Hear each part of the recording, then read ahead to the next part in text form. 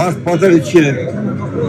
আপনারা জানেন যে গত দুদিন ধরে তিনি আবার অসুস্থ হয়ে এবার কেয়ার হাসপাতালে ভর্তি হয়েছেন এবং গতকাল রাতেই ডাক্তাররা বলেছেন যে তার অবস্থা, শারীরিক অবস্থা অত্যন্ত সংকটময়।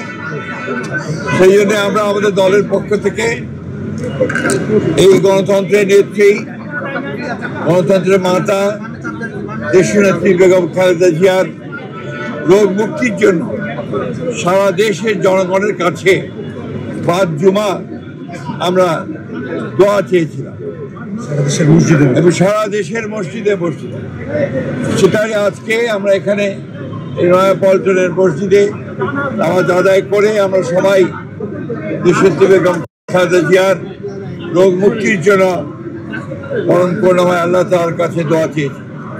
আমরা দোয়া চেয়েছি তিনি যেন আল্লাহ যেন তাকে সম্পূর্ণ সুস্থ করে দেন, সুস্থ অবস্থায় আবার জনগণের মাঝে ফিরে এসে তাকে দেশের মানুষের কাজ করার সুযোগ তৈরি করে দেন।